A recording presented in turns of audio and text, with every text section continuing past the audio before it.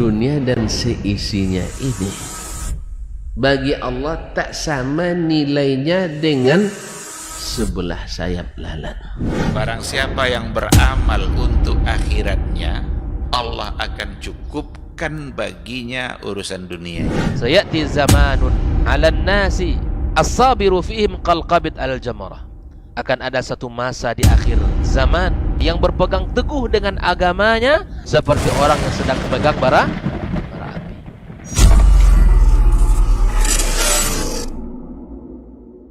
api. Bismillahirrahmanirrahim. Assalamualaikum warahmatullahi wabarakatuh. Alhamdulillahirabbil alamin wa bihi nasta'inu ala umuri dunya waddin. Asyhadu an la ilaha illallah wahdahu la syarikalah wa asyhadu anna Muhammadan abduhu wa rasuluh la nabiyya wa la rasula ba'da. Amma ba'du, 91,1 FM Radio Robani Merajut Ilmu dan Peradaban, Generasi Robani dan pemirsa KMTV dimanapun antum dan antuna berada. Alhamdulillah, bersyukur kita kepada Allah Subhanahu wa Ta'ala. Di kesempatan hari ini kita kembali dimudahkan untuk berjumpa di program Diktat Dialog Ilmuwan Islam bersama Ustadz di masih di suasana Syawal di 1447 Hijriah, dan tidak ada salahnya kita kembali mengucapkan taqabbalallahu minna wa minkum wa qul amin wa antum bi khair. Mudah-mudahan Allah menerima seluruh kemaksimalan kita di bulan suci Ramadan kemarin dan mengistiqomahkan kita untuk bulan-bulan selanjutnya guna terus ketaatan kepada Allah Subhanahu wa Ta'ala. Amin. Kita bersalawat dan salam kepada Rasulullah sallallahu alaihi wasallam selaku uswah hasanah kita dalam kehidupan, dan senantiasa kita terus bermohon salawat dan salam kita tersambung hendaknya kepada seluruh keluarga, kepada para sahabat-sahabatnya radhiyallahu anhum ajmain, dan juga kepada orang-orang yang berpegang teguh senantiasa kepada sunnah-sunnahnya hingga hari kiamat kelak. Baik pemirsa KMTV dan juga Generasi Robani dimanapun antum dan antuna berada, di episode kali ini kita akan membahas sebuah judul. Ini sepertinya warning atau peringatan untuk kita bersama, yaitu jangan karena orang keluarga kita berpecah. Ini seperti apa dan bagaimana, nanti kita akan simak sama-sama dengan penjelasan masing-masing guru kita yang sudah hadir di studio. Ada guru kita Ustaz Dr. Dasman Yahya Ma'ali LCMA Hafizahullah Ta'ala. Assalamualaikum Ustaz. Masya Allah, sehat Ustaz ya? Alhamdulillah. Nah Ustaz. Kemudian ada guru kita Ustaz Dr. Hidayatullah Ismail LCMA Hafizahullah Ta'ala. Assalamualaikum Ustaz. Sehat Ustaz? Alhamdulillah. Kemudian ada guru kita juga Ustaz Dr. Helmi Basri LCMA Hafizahullah Ta'ala. Assalamualaikum Ustaz. Sehat Ustaz ya? Alhamdulillah. Ayakallah Ustaz. Kemudian untuk antum kaum muslimin dan kaum muslimat pemirsa KMTV dan juga Generasi Robani, untuk tidak memperpanjang mukadimah, barangkali kita akan langsung saja masuk kepada pembahasan untuk hari ini. Dan seperti biasa di sesi akhir, jika waktu memungkinkan, antum bisa melayangkan pertanyaan di 082174909911 melalui pesan singkat di layanan WhatsApp ataupun di kolom komentar medsos kami dan juga di Telegram. Baik, kita akan langsung saja berikan kesempatan pertama seperti biasa kepada guru kita Ustadz Dr. Dasman Yahya Ma'ali LCMA Hafizahullah Ta'ala. Falyatafadhal mashkur Ustaz. Naam Ustaz. Bismillahirrahmanirrahim. Assalamualaikum warahmatullahi wabarakatuh.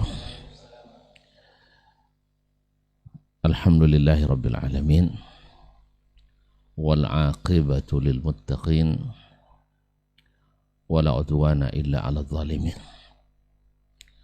Asyhadu an la ilaha illallah wahdahu la syarikalah al malikul haqqul mubin wa huwa waliyus salihin wa khaliqul khalqi ajma'in wa razikuhum wa ma min dabbatin fil ardi illa 'ala Allahi rizquha wa ya'lamu mustaqarraha wa mustawda'aha kullun fi kitabin mubin.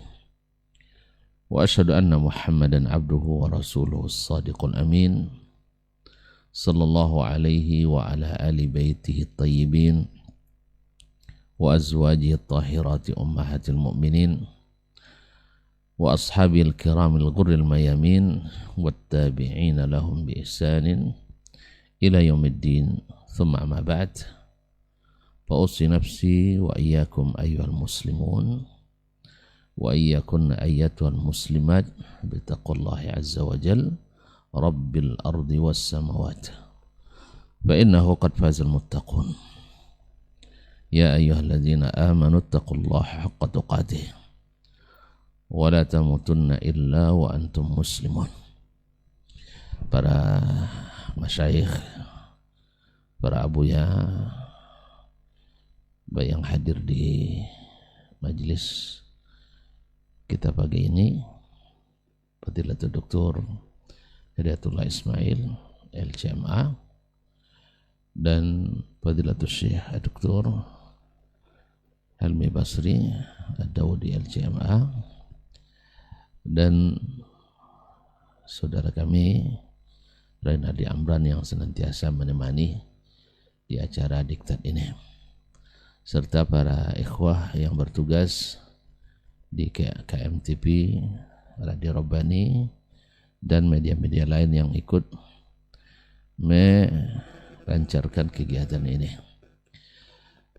Dan yang istimewa para pemirsa, para pendengar 91,1 FM merajut ilmu dan peradaban dimanapun berada. Sebaik-baik kita buka majelis kita dengan Bismillah dan Alhamdulillah atas segala rahmat, nikmat, dan karunia-Nya. Khususnya adalah nikmat ilmu dan iman yang membuat kita terasa beragama ini nyaman. Apapun yang nak kita kerjakan dan yang kita lakukan, bahkan ucapan yang nak kita ucapkan, serta sikap yang harus kita tunjukkan, semuanya berdasar kepada ilmu dan iman yang telah diwariskan oleh Sayyidul Muttaqin wa Imamul Mu'minin bal Imamul Anbiya wal Mursalin Sayyiduna Muhammad sallallahu alaihi wasallam. Mudah-mudahan dengan sunnah beliau kita dikokohkan di atas jalan kebenaran, dan pelajaran yang beliau berikan mudah-mudahan selalu menjadi pedoman dan ikutan yang mengantarkan kita pada keselamatan. Oleh itu mari kita banyak-banyak berselawat dan salam kepadanya, karena itu adalah sebaik-baik doa yang dianjurkan untuk diucapkan untuknya dan yang paling bermanfaat bagi kita dan menyebabkan syafaat pula bagi kita pada hari kiamat nanti. Amin ya rabbal alamin. Bapak dan ibu-ibu, saudara dan saudari, baik yang menyaksikan maupun yang mendengarkan, judul pada hari ini, jangan karena orang lain keluarga kita pecah atau bubar atau berselisih. Ma'asyil kiram yang dirahmati Allah SWT, Allah memang sudah mengirim Rasulnya Sallallahu Alaihi Wasallam dan menurunkan kitabnya, mewahyukan wahyunya. Tidak lain dan tidak bukan adalah untuk memberikan hidayah dan taufik kepada para hambanya agar mereka berada di jalan yang benar dan tidak tersesat dan tidak pula terlaknat. Walladzi arsala rasulahu bil huda wa dinil haqq liyudhhirahu 'ala ad-dini kullih. Fa imma ya'tiyannakum minni hudan faman tabi'a hudaya fala khaufun 'alaihim wa lahum yahzanun. Faman ittaba'a hudaya fala yadhillu wa la yashqa. Siapa yang bila datang kepadanya petunjuk dari Allah, maka tidak akan takut dan khawatir. Artinya dia memilih suatu sikap atau satu pekerjaan, satu amalan, dia tidak perlu khawatir, tidak perlu ragu, karena yang diikuti adalah yang datang dari Allah Subhanahu wa Ta'ala. Dan demikian pula dia juga tidak perlu khawatir akan sesat atau melarat, karena yang dia ikuti apalah yang diturunkan Allah Subhanahu wa Ta'ala. Namun orang-orang munafikin dan para syaitan pasti tidak senang melihat orang-orang mukminin dalam keadaan bersatu. Pasti tidak suka orang-orang beriman bersaudara. Walaupun Allah mengingatkan selalu untuk i'tisam wa'tasimu bihablillahi jami'an wa la tafarraqu. Bersatulah, berpegang teguhlah kalian dengan tali agama Allah. Apa itu? Al-Quran dan Sunnah. Wa la tafarraqu. Jangan kalian bercerai-berai. Karena bercerai-berai itu akan menghilangkan kekuatan dan akan menyebabkan kegagalan. Wala tanaza'u fatafshalu wa tadhhaba rihukum. Sebagaimana ikhtilaf dan bercerai-berai itu menyebabkan datangnya azab, turunnya fitnah. Wala takunu kalladzina tafarraqu واختلفوا من بعد ما جاءتهم البينات أولئك لهم عذاب عظيم. Janganlah kamu berikhtilaf dan jangan pula bercerai-berai setelah datang kepadamu keterangan-keterangan, kenyataan-kenyataan yang terang benderang, seperti bercerai-berainya orang terdahulu. Bagi mereka adalah azab yang besar.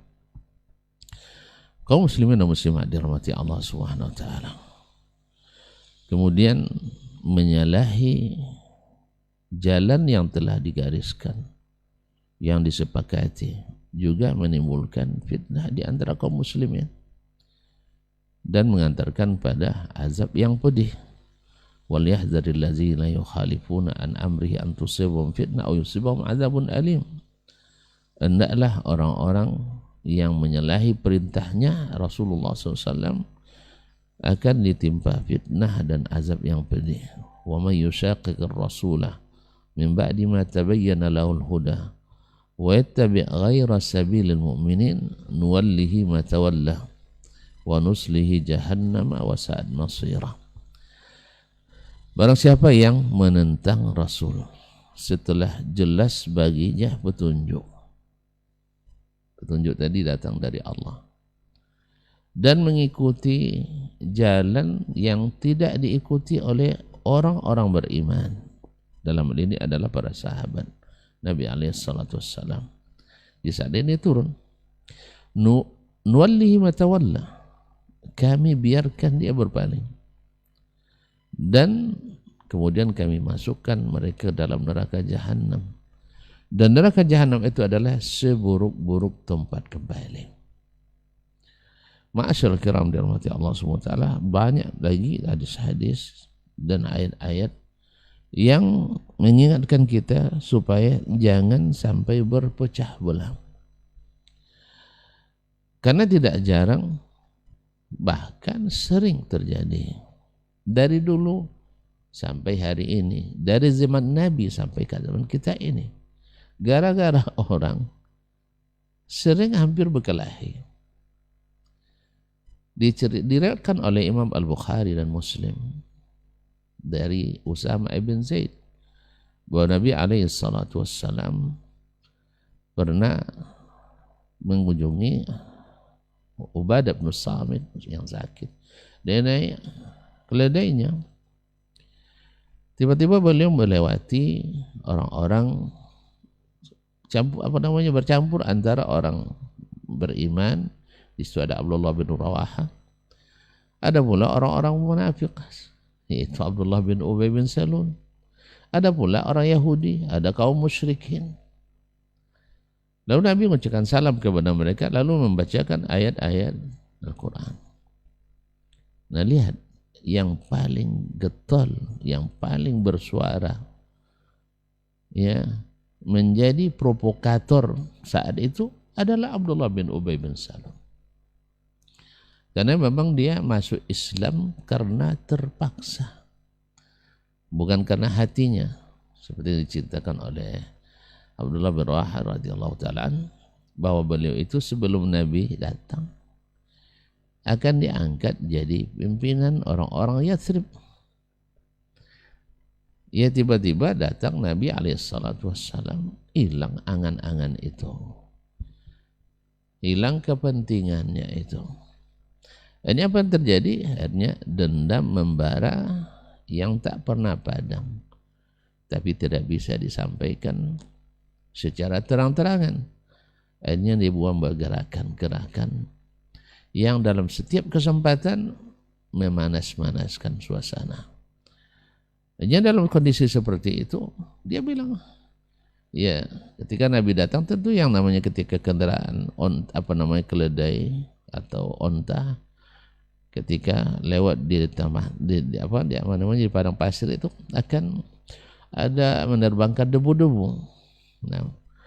Nah, kalau dia memuliakan Nabi, debu sebagaimana sekarang orang-orang Syiah misalnya, ini mohon maaf, Syiah itu katanya mandi debu di kuburan Husain di Karbala. Kalau suruh dipilih mana yang memilih, mandi debu di kuburan Husain atau masuk surga. Mereka bilang milih mandi debu di kuburan Husain. Ini sangat ta'zimnya mereka. Nah, kalau dia ta'zim pada Nabi, walaupun dia tak suka, dia tak akan mengatakan. Tapi dia bilang, la tughabbiru alaina. Jangan kamu menyebabkan debu di tempat duduk kami. Kemudian Nabi SAW kemudian membacakan kepada mereka ayat-ayat Al-Quran. Sebagaimana da'i dalam segala kesempatan harus melakukan dakwah. Abdullah bin Ubay juga yang komentar. Kalau benar yang kau katakan, memang tidak ada yang lebih baik daripada yang kau katakan. Tapi tidak usahlah mengganggu kenyamanan kami duduk di sini. Allah.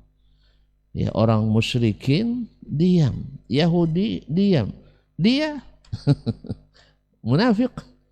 Munafik kan tuan-tuan tahu, dia menaikkan bendera Islam, dia mempropagandakan Islam, mempromosikan Islam secara terbuka, sampai-sampai orang menganggap dia lebih Islam dari yang lain. Barangkali mungkin akan dibahas oleh para masyayikh kita, bahwasanya seperti Iran hari ini sampai ada ulama besar di Timur Tengah yang dikatakan besar karena omongnya besar. Sebenarnya sisi ilmu juga tidak besar sebenarnya, cuma omongannya besar karena menisbatkan diri pada lembaga besar. Dia bilang tidak ada satupun bangsa dan negara hari ini yang menyuarakan kepentingan Islam kecuali Iran. Masya Allah. Baru bulan-bulan ini aja ya. Jadi kaum muslimin dan muslimat, orang yang ilmunya lemah, yang ilmunya, kata Nabi SAW, di saat ilmu diambil dari asagir, al-asagir itu kata Ibnu Abbas atau selainnya adalah ahlul bidah wal muhdatsat. Inilah hasilnya. Karena ilmunya dasarkan pada apa? Pada retorika, bukan pada pokok. Ma'asyar kiram dirahmati Allah. Akhirnya Abdullah bin Ubay memprovokasi jemaah. Jangan kamu datang mengganggu kenyamanan kami di majelis ini. Akhirnya Abdullah bin Rawaha sebagai seorang muslim, tentu dia pasang badan pula. Bala ya Rasulullah, bal taghasyana fi majalisina. Silakan datang ke tempat kami dan bacakan ayat Quran. Tentu terjadilah perselisihan. Ya kalau sudah begitu tempatnya tentu berselisih orang. Orang kafir kan millatun wahidah. Sesama kafir kalau berhadapan dengan orang beriman mereka akan sama. Sama Iran dulu ketika Israel memerangi Palestina, memerangi orang Arab, Iran di sebelah mana? Juga di sebelah orang kafir. Sebagaimana kaum munafikin selalu di sebelah orang-orang kafir dan musyrikin. Ketika perang Uhud, ini sudah mulai pecah orang gara-gara munafik. Kemudian ketika perang Uhud, di tengah perjalanan di Ajmatus Syaikhain, Hayr Mustaraha, tempat asrama Ustaz Hidayatullah dulu di Madinah, Hayr Mustaraha. Di saat itu pasukan atau Abdullah bin Ubay bin Salul menarik sepertiga pasukan. Wathuluthu katsir. Tujuannya tidak lain dan tidak bukan untuk melemahkan semangat kaum muslimin. Coba bayangkan, 1000 saja sudah 3:1. Lawan orang musyrikin 3000, kita 1000. Sekarang ditarik lagi sepertiga. Subhanallah, banyak yang goncang waktu itu. Kalau bukan Allah yang kuatkan hati mereka. Padahal sebelumnya, sebelum perang Uhud itu, Abdullah bin Ubay bin Salul, Masya Allah, seperti yang disebut gambarkan Allah dalam Al-Quran, wa idza ra'aitahum tu'jibuka ajsamuhum. Kalau tampilannya islami, Masya Allah, islami, sorbannya sorbannya tinggi-tinggi, jubahnya, Masya Allah, tabarakallah, jenggotnya, senyumannya, tapi senyum seringai syaitan. Allah musta'an. Di balik senyum manis itu giginya tajam. Nah, ma'asyar kiram dirahmati Allah Subhanahu wa taala. Dia katakan sebelum Nabi khutbah Jumat, dia yang berdiri dulu. Hadza Rasulullah. Memang orang tahu kok. Idza ja'akal munafiquna qalu nashhadu innaka la Rasulullah. Wallahu ya'lamu innaka rasul. Mereka memang yang selalu tampil gitu, ya, untuk mengambil muka. Engkau benar-benar Rasulullah. Tapi Allah katakan wallahu yashhadu innal munafiqina lakazibun. Allah bersaksi orang munafik itu benar-benar dusta. Cuma masalahnya mereka wa idza ra'aitahum tu'jibuka ajsamuhum. Tampilannya menarik, seperti lebih islami daripada orang-orang Islam sebenarnya. Wa yaqulu tasma' liqaulihim. Kalau mereka berretorika, kau akan menganggap mereka lah pewakili Islam. Ini Rasulullah, unsuruh, tolong dia, azimu, ta'zim dia, azziru. Masya Allah, dengan kata-kata manis. Tapi setelah perang Uhud, dia coba lagi, orang tarik sarungnya. Kami sudah tahu siapa Anda. Nah, begitulah retorika-retorika yang menyebabkan sebagian besar atau sebagian orang-orang beriman, khususnya awam sahabat, terpengaruh oleh ini. Buktinya ada di antara mereka yang juga duduk di majelis kaum munafikin, karena mereka tidak tahu. Kaum muslimin yang dirahmati Allah SWT, barangkali yang seperti ini juga akan terjadi, bahkan sudah terjadi sampai di zaman-zaman belakangan, sehingga apa yang akibatnya adalah terjadi pembantaian yang besar-besaran.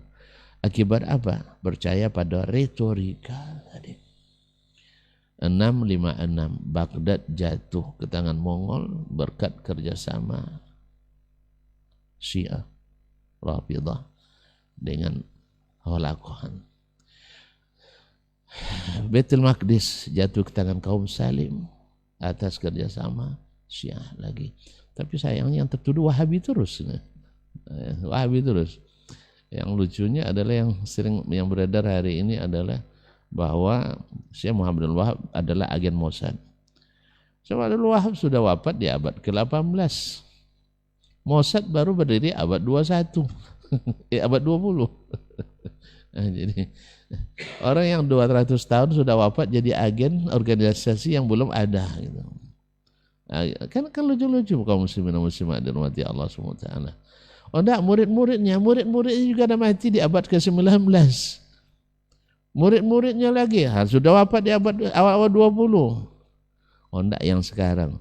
Nah, buktikan di pasal berapa, nomor berapa, program Mossad yang dijalankan, program CIA yang dimarakan. Jadi retorika-retorika ini di mata para pengamat yang cerdas-cerdas itu, karena tidak berilmu, masuk. Masalahnya bukan cerdas. Orang cerdas kalau tidak berilmu tertipu. Abu Lahab cerdas, Abu Jahal cerdas, Abu Sufyan cerdas, Utbah Rabi'ah cerdas, Fir'aun cerdas, Iblis cerdas. Tapi tertipu karena tidak mengikuti ilmu, tidak berilmu atau tidak mengikuti ilmu. Akhirnya apa? Ketika mereka munafikin dengan retorika mereka di masa Nabi SAW, terjadi pula perbedaan antara dua kelompok sahabat.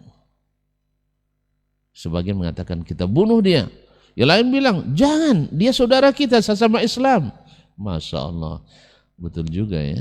Jangankan kemarin saya tanya ke setiap lokal yang saya ngajar, Ustaz, ternyata kaum munafikin itu di mata mahasiswa kita bukan kafir rupanya. Aku nanya enggak, Ustaz? Kebanyakan mahasiswa kita, ya, ketika ditanya orang munafik itu kafir atau tidak, bagi mereka tidak. Kenapa dah?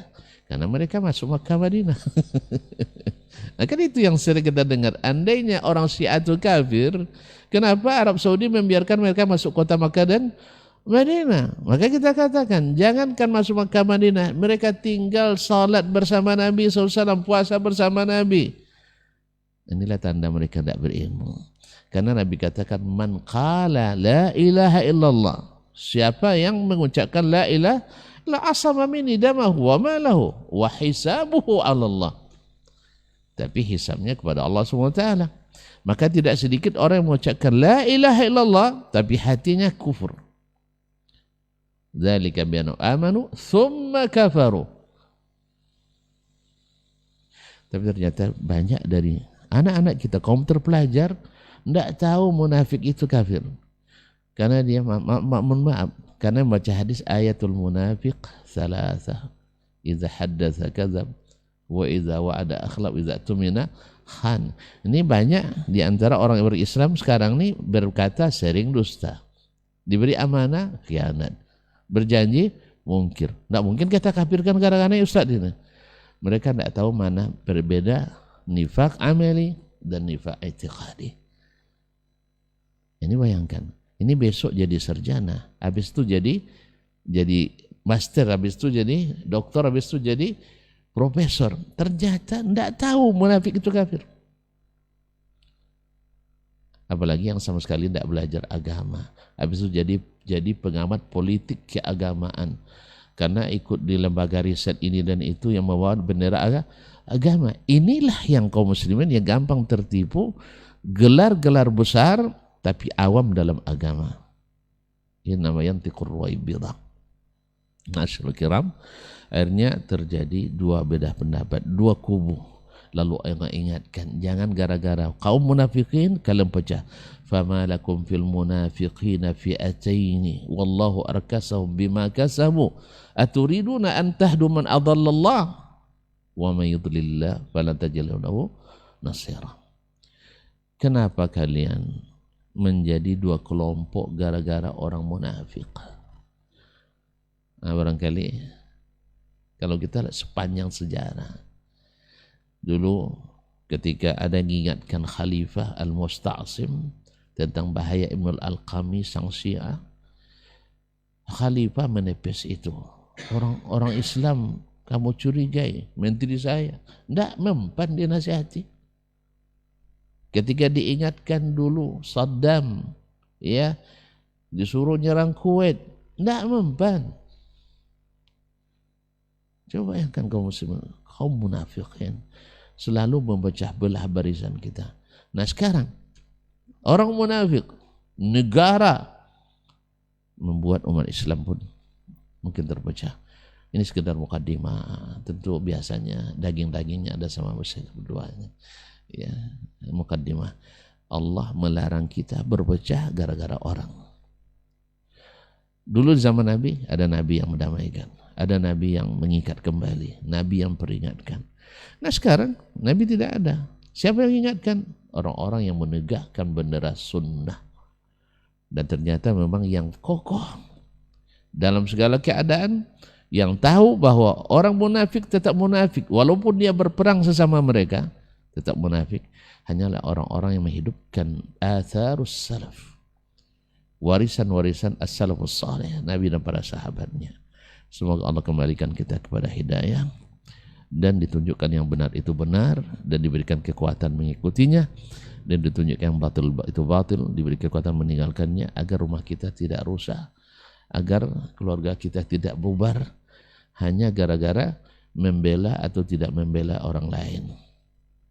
Ya, jangan sampai kita menuduh sesama kita ahli sunnah hanya gara membela orang-orang munafikin dengan propaganda, dengan kampanye yang memakai nama memperjuangkan kemanusiaan, membela diri dan sebagainya, padahal mereka sebenarnya sama-sama preman yang berebut lahan. Wallahu musta'an. Terima kasih dan mohon maaf. Wabillahi taufiq wal hidayah. Wassalamualaikum warahmatullahi wabarakatuh. Waalaikumsalam warahmatullahi wabarakatuh. Baik, barakallahu fik, jazakallahu khairan untuk pendahuluannya mengenai tema kita untuk hari ini. Semoga ini menjadi kehati-hatian dan keilmuan untuk kita bersama. Selanjutnya kita akan dengarkan dari guru kita Ustaz Dr. Hidayatullah Ismail Syamah, hafizahullah taala. Falyatafadhal mashkur Ustaz. Bismillahirrahmanirrahim. Assalamualaikum warahmatullahi wabarakatuh. Alhamdulillahilladzi bi ni'matihi tatimmus shalihat. Asyhadu an la ilaha illallah wahdahu la syarika lah. Asyhadu anna Muhammadan abduhu wa rasuluh la nabiyya wa la rasula ba'dah. Allahumma inna nas'aluka ilman nafi'a wa rizqan thayyiba wa amalan mutaqabbala. Amma ba'd. Guru kita yang mulia Dr. Dasman Yahya Ma'ali RCMA dan guru kita yang mulia Dr. Hilmi Basri RCMA, semoga Allah SWT menjaga mereka dan Allah berikan kebaikan pada diri dan keluarga serta harta dan keturunan mereka.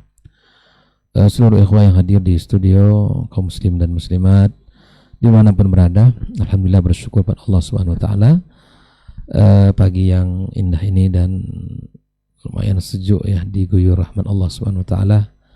Semoga hujan yang turun memberkahi makhluk di muka bumi ini, memberikan manfaat untuk kita semua, hewan ternak kita dan seluruh tumbuh-tumbuhan yang ada. Semoga ini juga menjadi ibrah bagi kita bahwa kebaikan-kebaikan yang harus senantiasa tumbuh dalam diri kita. Sebagaimana Allah SWT turunkan hujan dari langit dan menumbuhkan tumbuh-tumbuhannya. Semoga kebaikan-kebaikan itu selalu hadir dalam kehidupan kita dan selalu menjadi bagian yang harus kita perjuangkan ya sampai kita bertemu dengannya.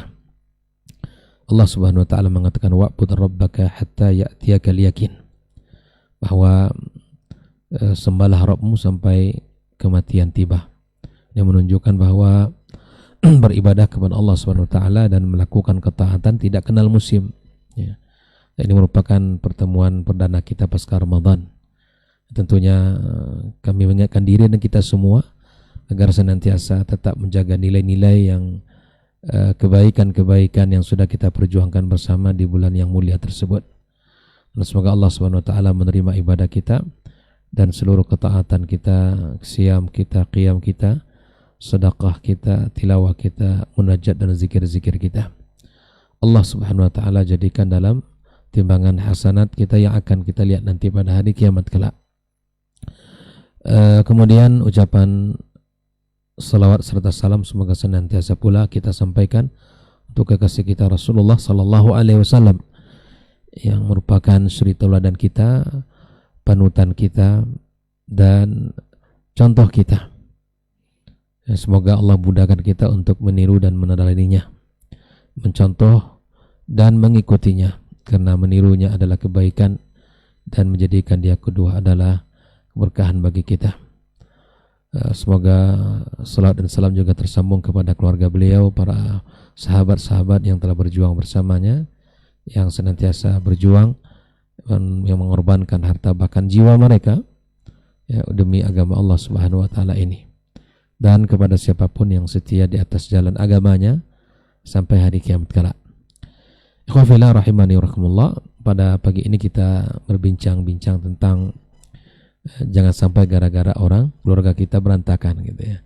Yang istilah yang selalu dibuat oleh guru kita ini pakar ini. Ada saja judul yang muncul dari beliau untuk kajian kita di sini. Ya, memang suasana yang kita lihat hari ini tentu suasana yang tidak kita inginkan ya, di mana kita dan umat Islam ya, yang ada ya antara Sunni dan Syiah ya, itu juga hal yang patut untuk kita waspadai. Jangan sampai kita ini menjadi orang yang kemudian mencoba-coba untuk mentakribkan ya, mencoba untuk mendekatkan. Tidak bisa kita dekatkan ya, tidak bisa kita jadikan dia bersatu. Sudah jelas para ulama kita mengatakan tentang bagaimana akidah mereka dan bagaimana ya kekejaman mereka terhadap Ahlus Sunnah dimanapun mereka berada. Sesungguhnya ya, Syiah ini memiliki sejarah panjang dalam Islam. yang awalnya adalah sebuah akidah dan keyakinan, kemudian sekarang menjadi sebuah tidak hanya sekedar akidah tapi memiliki misi yang dahsyat yang telah bercampur dengan kepentingan politik, ya. Maka di sini kita harus tahu bahwa Syiah di zaman dahulu, ya, arti Syiah adalah di zaman dahulu mereka disebutkan oleh Ibnu Hajar dalam kitab Hadus Sari bahwa mereka ini adalah orang-orang yang memang mahabbatu Ali wa taqdimum ala sahabah, dan orang-orang yang mencintai Ali dan mendahulukan mereka dari para sahabat-sahabat, dan itu sudah menjadi hal yang salah, ya.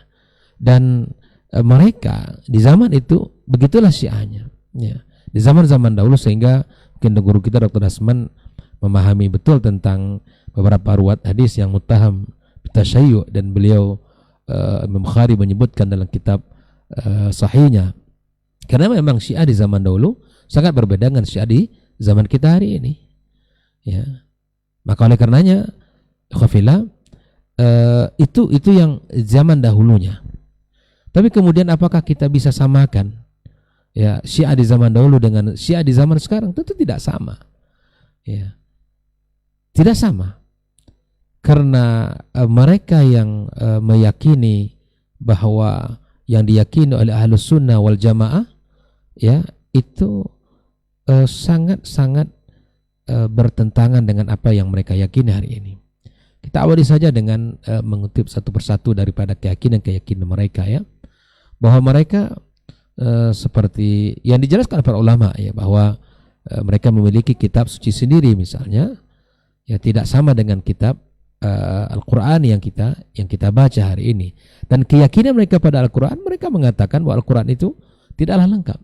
Tidak, mereka meyakini tidak lengkap Al-Quran itu. Tidak seperti mana yang kita yakini hari ini. Al-Quran kalamullah azza wa jalla yang diturunkan kepada Nabi Muhammad SAW, yang dibawa oleh malaikat Jibril alaihi salam, yang tidak ada satu huruf pun yang hilang dan tidak ada satu kalimat pun yang disembunyikan Nabi alaihi salatu wassalam. Ya, maka apa yang kita yakini dari akidah Ahlus Sunnah wal Jamaah itu berbeda dengan mereka yakini Al-Quran yang kita yakini itu. Apakah kita bisa samakan? Apakah kita bisa katakan mereka, ya, adalah saudara kita? Nah, yang kedua, keyakinan mereka terhadap para as-sahabatul kiram.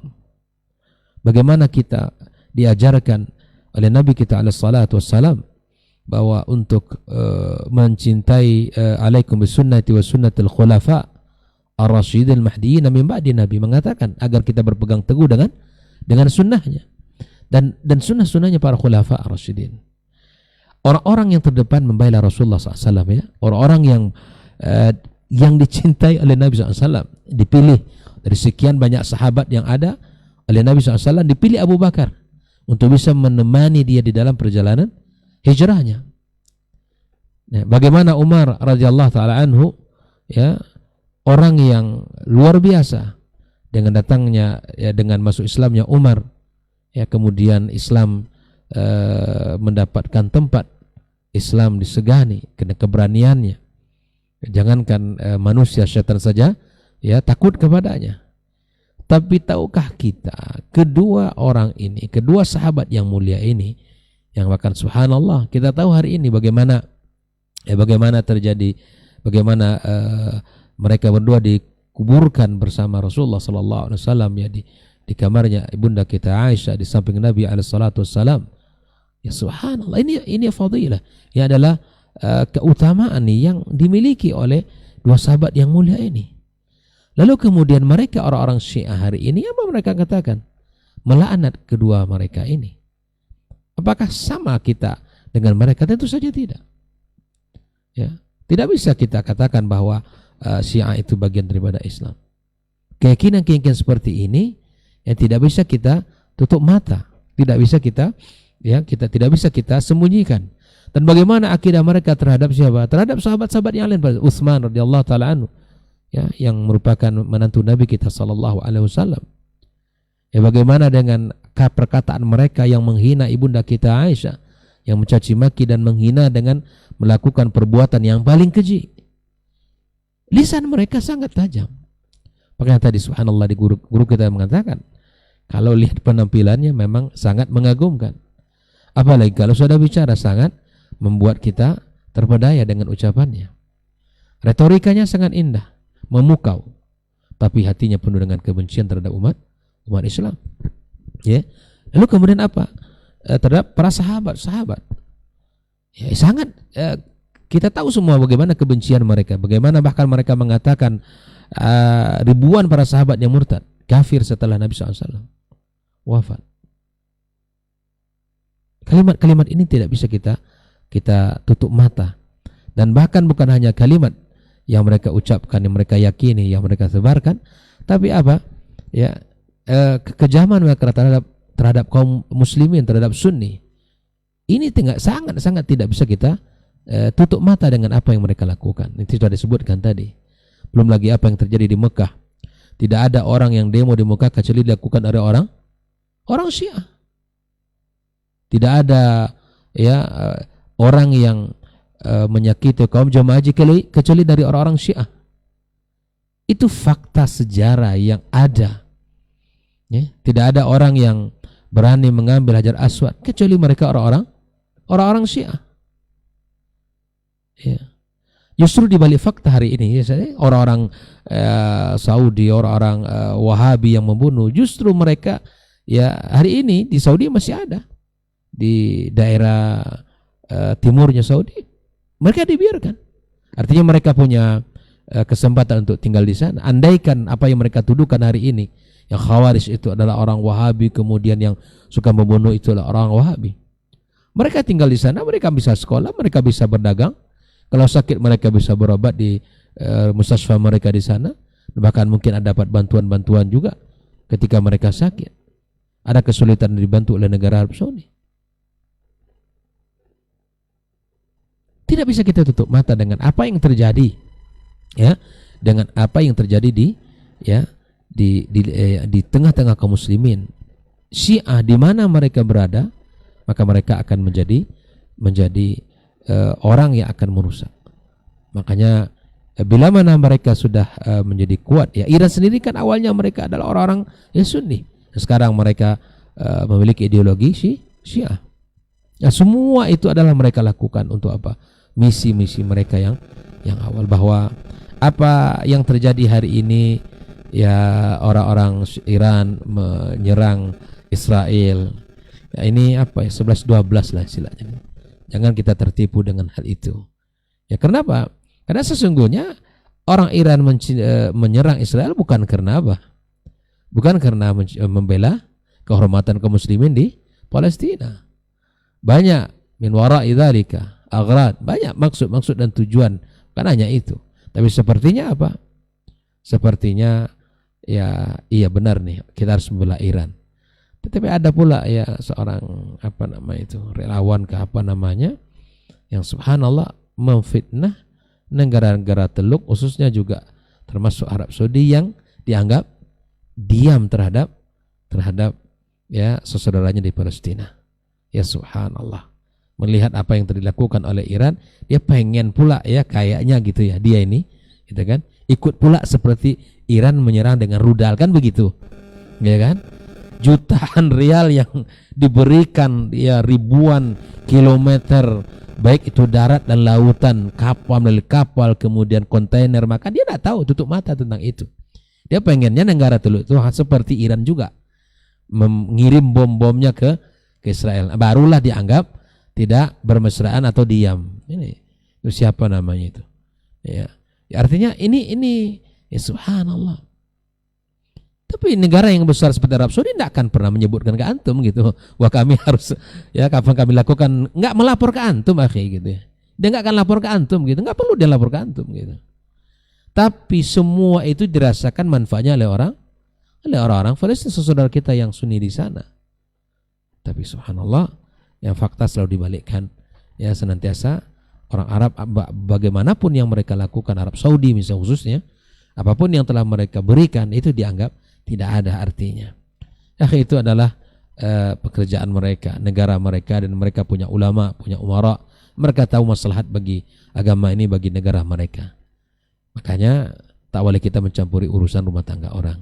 Ya, biarlah kita ya, menjaga diri kita jangan sampai kita berantakan oleh orang, kemudian kita cokau-mencokau sesama kita, ya kan? Kita saling berantakan, ya. Gara-gara ya siapa namanya Trump yang kemudian ya akhirnya apa? Akhirnya kita semua kaum muslimin seakan-akan tidak insyaallah bersatu. Tapi yang tidak akan bisa bersatu siapa? Sunnah dengan sunnah insyaallah bersatu. Tapi kemudian sunnah dengan syiah sampai kapanpun itu sulit untuk disatukan. Karena memang ideologinya berbeda, keyakinannya sangat berbeda, tujuan dan misinya juga berbeda, dan kita tentu akan mengikuti pandangan para ulama kita bagaimana sikap-sikap kita terhadap Syiah, terhadap orang-orang yang Rafidah. Nah, tentu juga kita mesti waspada apa yang terjadi di negeri kita. Yang sekarang orang-orang Syiah juga tidak sembarangan, ya. Mereka sudah mulai menampakkan taringnya, menampakkan gigi mereka, bahwa khususnya di ayam seperti bulan Muharram mereka sudah berani untuk nge-share apa yang mereka lakukan, ya kan? Hari-hari yang sangat mereka rayakan itu sudah berani mereka komentar, sudah berani mereka mengupload video dan rutinitas kegiatan mereka. Ini menunjukkan bahwa tidaklah sedikit mereka di Indonesia hari ini. Maka waspadalah bila mana mereka sudah memiliki tampuk kekuasaan atau mereka memiliki jabatan yang kemudian mereka bisa akan melakukan sesuatu hal, mereka akan habisi orang Syiah. Kenapa? Mereka menganggap membunuh Sunni ini bukanlah satu hal yang biasa. Maka dalam keyakinan mereka itu adalah satu hal yang menjadikan diri mereka mulia, berpahala mereka membunuh orang Sunni. Ya, berpahala membunuh orang-orang Sunni. Maka oleh karena itu sungguh sangat berbeda. Nah, makanya subhanallah arus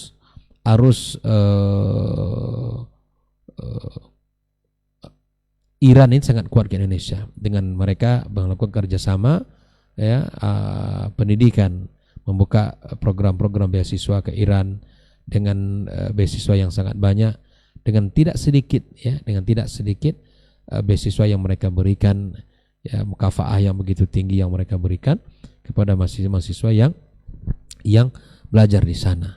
Nah, tentu ini juga kita mesti waspada, kaum muslimin dan muslimat kita yang Sunni, ya, maka kita harus waspada dimanapun. Sekali lagi, dimanapun, saya ulang, orang-orang Syiah bila mana dia memiliki kekuatan, maka di situ mereka akan menghabisi umat Islam, ya, menghabisi umat Islam. Nah, sekali lagi, apa yang kita lihat hari ini, hari ini apa yang kita saksikan, apa yang kita lihat, ya, maka jangan sampai kita salah, ya, jangan sampai kita tidak bijak di dalam menyampaikan kata-kata. Sekali lagi kita doakan, ya, saudara kita di negara Teluk khususnya, ya, khususnya lagi adalah Arab Saudi yang merupakan disitulah tempat dua kiblat, dua tanah suci, ya, tempat kiblat kita, ya, kemudian tanah suci.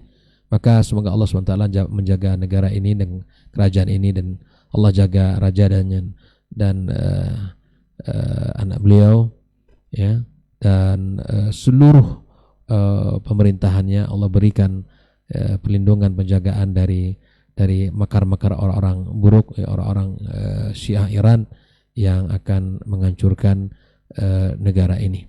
Dan seluruh saudara kita di negara Teluk, kita berharap kepada Allah SWT agar Allah jaga mereka, agar Allah SWT lindungi mereka, Allah jauhkan dari propaganda-propaganda yang kemudian akan membuat kita saling bermusuhan antara satu dengan yang lain.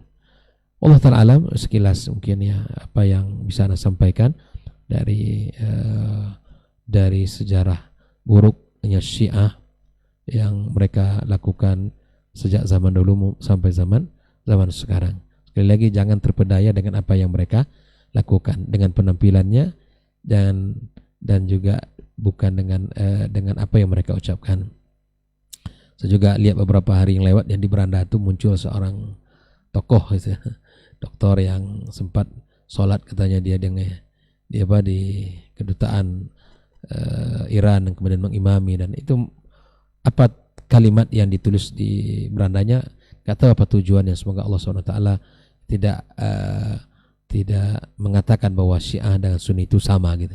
Saya khawatir saja kalau kalimat itu ditulis oleh beliau ya bahwa dia posting kalau dia sedang mengimami salat ya dubes Iran di Indonesia.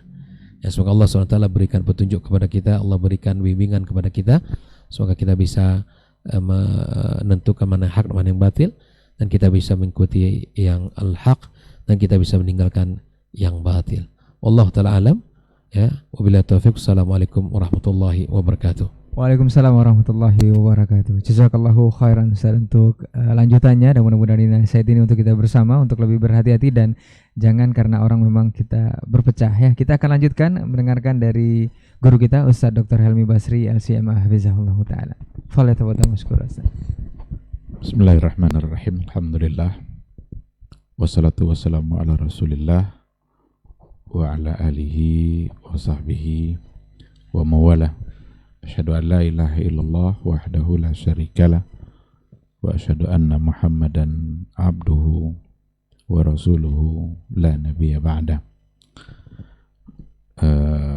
Yang sama-sama kita muliakan dan kita hormati para masyayikh, guru-guru kita yang senantiasa menyempatkan waktunya untuk berbagi ilmu, termasuk yang didiktat pada pagi hari ini guru kita Dr. Dasman, Dr. Hidayatullah hafizahumullah.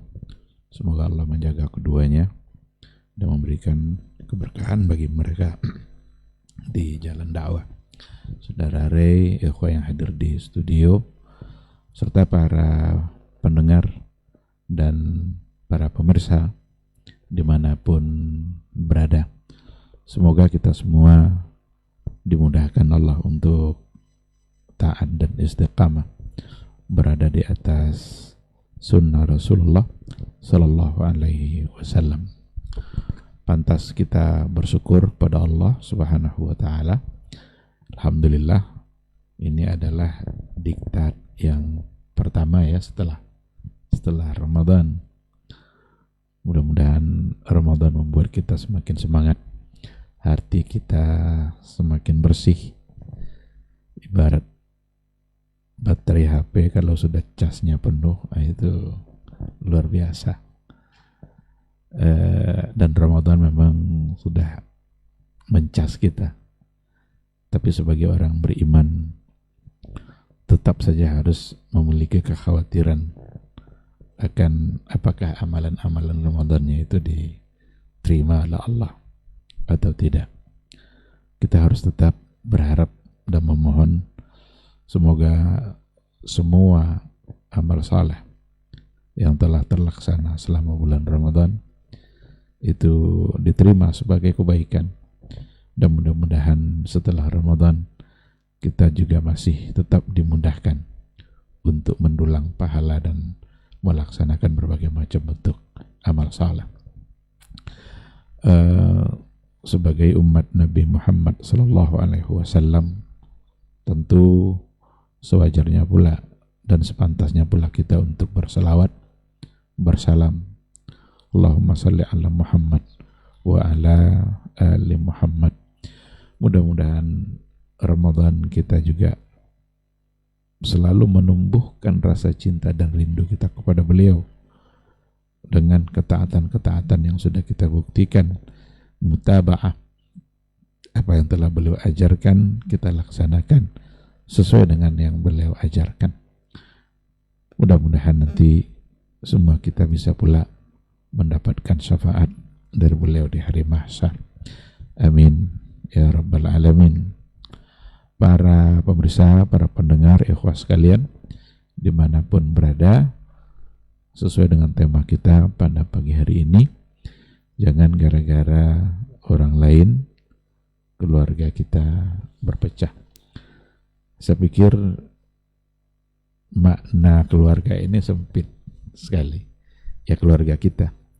Mungkin maksud judul ini gara-gara tetangga lalu keluarga kita. Atau gara-gara orang di pasar, kemudian ternyata keluarga di sini adalah makna yang luas. Indonesia itu bagaikan satu keluarga. Dan sekarang memang sudah nampak perpecahan itu gara-gara orang lain. Orang lain ini siapa? Iran dan Israel. Gara-gara peperangan yang terjadi, kita di Indonesia yang cakar-cakaran, penyebabnya saya kira karena ketidaktahuan, karena terpengaruh oleh propaganda yang dia sendiri tidak paham, karena menduga sesuatu yang nampak zahir baik tapi jangan-jangan ternyata tidak baik. Dan kayaknya memang banyak, mudah-mudahan kita tidak termasuk ke dalamnya, banyak orang yang tertipu oleh zahir dan dia tidak tahu dalamnya, casing yang dia lihat. Jadi kalau ada mobil, casingnya itu catnya baru jadi cat, tapi mesinnya rusak, itu ndak ada gunanya. Sekali seminggu harus ke bengkel dia, dibeli nanti hanya karena penampilan yang menarik. Dan penampilan itu memang sering menipu, seperti yang tadi sudah dijelaskan secara panjang lebar. Mulai dari dulu ternyata orang-orang munafik casingnya menipu, mengagumkan, surbannya rapi sekali, jubahnya luar biasa, tapi ternyata yang keluar dari mulutnya, dari ucapannya, ternyata itu adalah sesuatu yang merusak. Nah, oleh karena itu kita mengajak pertama diri kita sendiri, kemudian semua yang lain, agar kita senantiasa meningkatkan pengetahuan kita tentang hakikat sesuatu, supaya kita tidak tertipu oleh casingnya. Ketika kita bicara Syiah, banyak orang yang tertipu karena mereka tidak tahu yang sebenarnya. Kalau kita tengok sejarah perkembangan Syiah dari awal, itu sejarah berdarah-darah. Mulai dari awal adanya, munculnya. Bukankah kematian Khalifah Utsman bin Affan itu adalah merupakan itu tadi propaganda dari mereka juga.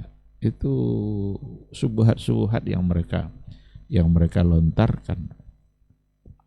Karena yang mendirikannya adalah Abdullah ibn Saba al-Yahudi, salah seorang yang berpura-pura untuk masuk Islam yang ternyata dia punya niat yang tidak baik. Dari Abdullah bin Saba inilah awalnya fikrah-fikrah Syiah yang salah, yang menyimpang itu. Bahkan dari dia juga lah keluarnya dugaan bahwa sesungguhnya sebenarnya yang menjadi khalifah setelah Rasul adalah Ali, bukan Abu Bakar, bukan Utsman, bukan Umar, tapi adalah Ali. Maka yang tiga ini perampas kekuasaan. Tidak pernah ada keyakinan seperti itu atau doktrin seperti itu didengar sebelumnya, kecuali datang dari Abdullah ibn Saba. Kalaulah seandainya pendirinya saja berasal dari Yahudi yang berpura-pura Islam, lalu kita mau berharap apa? Maka orang-orang yang mengerti banyak juga yang mengatakan Iran sama Israel itu ya kakak adik, karena sama gitu. Besti kata orangnya. Cuma karena mereka menunjukkan permusuhannya, kita perlu juga bertanya-tanya, iya enggak mereka bermusuhan? Jangan-jangan yang dinampakkan adalah permusuhan, tapi yang sebenarnya ada tujuan-tujuan yang sama-sama mereka ingin sampaikan. Terus sejarah itu berlanjut sampai nanti pada masa kita sekarang ini. Itu pada masa kita sekarang ini nampak sekali, dan dari dulu bagaimana orang-orang Syiah ingin menguasai Makkah dan Madinah. kerusuhan-kerusuhan yang terjadi di Makkah sendiri, di Masjidil Haram itu sudah berapa kali. Rata-rata memang itu adalah dari Syiah. Karena mereka sendiri mengatakan itu tahun 1979 itu Khomeini, bukan yang sekarang ini, yang sekarang kan yang kemarin itu yang dulu Ayatollah Khomeini 1979 itu di koran-koran mereka itu ada ungkapan apa kata dia membawa mengatasnamakan Islam. Wahai umat Islam sedunia, Makkah dan Madinah sekarang itu dikuasai oleh orang yang lebih buruk daripada Yahudi. Itu ungkapannya. Kita masih bisa tahu data-data itu karena ada pada buku. Jadi menurut mereka, menurut Khomeini, yang disampaikan kepada mereka khususnya orang-orang Syiah, dan dia membawa nama Islam. Ini masalahnya. Seolah-olah pergerakan mereka adalah pergerakan yang membela Islam. Disinilah tertipunya banyak orang. Oh iya, hebat nih. Iran lah yang satu-satunya sekarang yang mewakili Islam. Islam menjaga muka kita. Iran menjaga muka umat Islam hari ini karena mereka melawan Israel. Kan itu yang keluar. Padahal mereka ternyata dalam keyakinan mereka seperti itu. Makkah dan Madinah itu dikuasai oleh orang yang lebih buruk daripada Yahudi. Karena keinginan mereka adalah untuk menguasainya dan tidak berhasil sampai hari ini. Maka wajar juga kenapa Arab Saudi sampai hari ini tidak akan pernah mau mendukung Iran. Karena memang Iran itu ingin menguasai Makkah Madinah. Coba kalau Makkah Madinah dikuasai oleh Iran, apa yang akan terjadi bagi umat Islam yang lain? Jadi bukan berarti tidak mendukung lalu berarti mereka pro membela Israel. Tapi ada kemaslahatan besar yang ingin dipelihara oleh negara Arab Saudi sebagai pusat Islam yang ada di situ. Ada Mekah, ada Madinah. Kita haji, kita umrah. Andaikan itu nanti dikuasai oleh orang-orang Syiah, oleh orang-orang Iran, apa yang akan terjadi? Dan akan mereka terus lakukan. Tapi belum pernah berhasil dan mudah-mudahan tidak akan pernah berhasil. Mereka sudah frustasi juga karena tidak berhasil. Akhirnya mereka buat duplikat Ka'bah itu di Iran.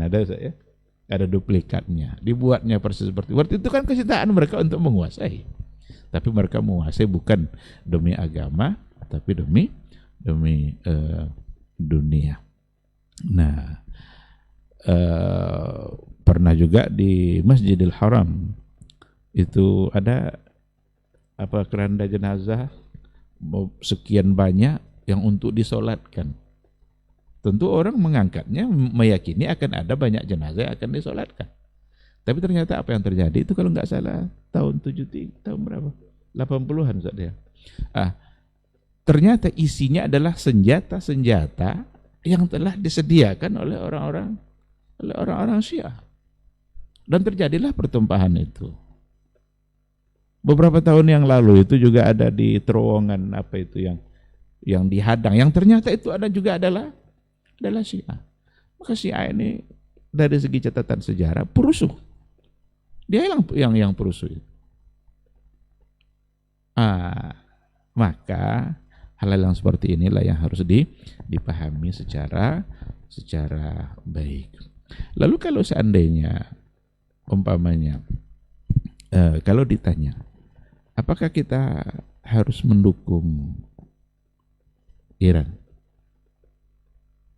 Kita dukung Iran untuk menghancurkan Israel. Dan kita dukung Israel untuk menghancurkan Iran. Dan mudah-mudahan berhasil dua-duanya saling menghancurkan. Jadi bukan mendukung karena dia seolah-olah membela Islam. Oke lah, hancurkanlah Israel itu. Tapi saat yang sama, kita berharap pula Israel bisa menghancurkan Iran. Kenapa demikian? Israel ingin mencuri dunia kita. Iran ingin mencuri akhirat kita. Siapapun yang menang di antara dua-duanya, keduanya akan tidak baik bagi umat Islam. Dan ini yang kadang-kadang tidak dipahami. Karena andaikan, anggaplah sekarang Iran menang, lalu apakah akan berhenti sampai di situ? Berhenti sampai di situ kah? Sekarang saja dia punya alasan untuk menyerang negara-negara teluk. Jangan-jangan ini hanya sekedar alasan biar dia bisa. Yang diserang bukan lagi sekedar tempat di mana terjadi yang seharusnya diserang, umpamanya pangkalan-pangkalan militernya. Bukan hanya itu saja, sudah menyasar kepada hal-hal yang lain. Nah, kita memang takkan setuju dengan pembunuhan, peperangan, ada kemaksiatan yang mereka lakukan. Itu tentu bukan satu hal yang diinginkan. Apalagi kalau seandainya yang meninggal itu banyak yang sipil-sipil yang tidak terlibat dalam peperangan. Tentu saja atas nama kemanusiaan ya tidak ada orang yang menginginkan itu. Tetapi di sisi yang lain ya jangan pula hanya gara-gara mereka menunjukkan dirinya untuk melawan para Yahudi, para Israel, lalu seolah-olah kita mesti mendukung dia habis-habisan, seolah-olah kita adalah sama atau bagian dari mereka. Yahudi itu akan selamanya menjadi musuh kita, karena dia tidak akan pernah ridha dengan kita kecuali kalau sudah ikut apa yang mereka inginkan. Nah, oleh karena itu disinilah pentingnya bagi kita bersama untuk memahami hakikat yang sesungguhnya. Apapun yang terjadi, realitas yang kita lihat memang harus kita mengetahui hakikatnya seperti apa. Tidak boleh hanya dilihat dari kulitnya saja. Kalau yang kita lihat kulitnya saja, ya inilah yang terjadi. Kalau ada yang mengingatkan, disitulah nanti akan terjadi perpecahan dalam keluarga kita. Karena ada orang mengingatkan hakikat dan dianggap orang mengingatkan itu tidak mengerti. Yang mengatakan tidak mengerti itu juga tidak lebih mengerti pula daripada yang dituduhnya. itu masalahnya. Coba hari ini kalau kita katakan Iran Syiah itu menentang Islam, itu aja banyak yang tidak setuju.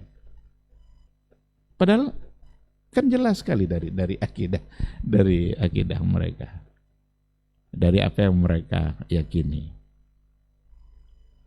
Bahkan kita bisa mengatakan Syiah itu lebih buruk dari Yahudi. Kenapa bisa kita katakan seperti itu? Orang Yahudi kalau ditanya, siapakah orang yang paling mulia? Mereka akan bilang sahabat-sahabat Musa. Orang Nasrani kalau ditanya siapa yang paling mulia, mereka akan jawab pula sahabat-sahabat Isa. Tapi kalau orang-orang Syiah ditanya siapa yang paling buruk di muka bumi ini, mereka jawab sahabat Rasul.